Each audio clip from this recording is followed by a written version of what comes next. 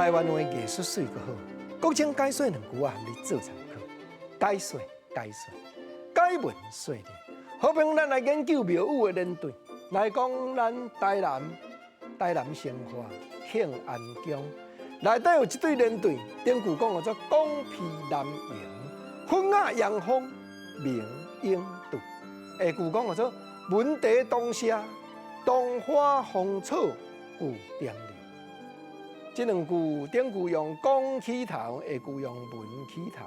正善化庆安宫遮有拜一尊，就是对地价地成公因这三代人来到台湾，伫善化遮教汉学，将孔子讲的学问来传予在庄遮的少年家沈光文先生。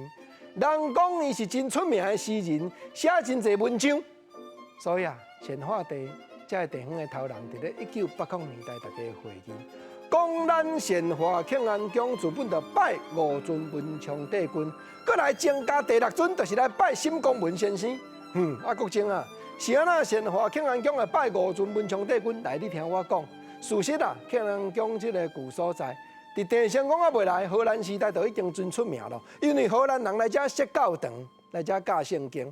荷兰人来到这个所在，人因是学本土在地的话，学平埔族的言语。所以唔只有用罗马尼记载，到落尾真侪学者看到这个文书，大家都袂晓读啊。因为平埔族的话，就失传啊、失赖啊，话即摆大家袂晓讲啊。所以大家讲这叫做新港文书。落尾清朝改管，将这个所在过去的教堂改革建设做文昌祠。迄个时阵已经拜5尊文昌帝君啊。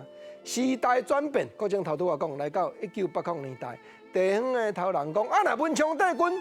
咱过去对善化真有贡献的沈光文这位文学家，原来拜参落，毋则甲第这对年代典故讲光皮蓝萤，蓝萤就是过去台南县这个范围，伊的光芒啦，伊的影响力啦，伫咱地方四周围的庄头，真正帮助足侪人。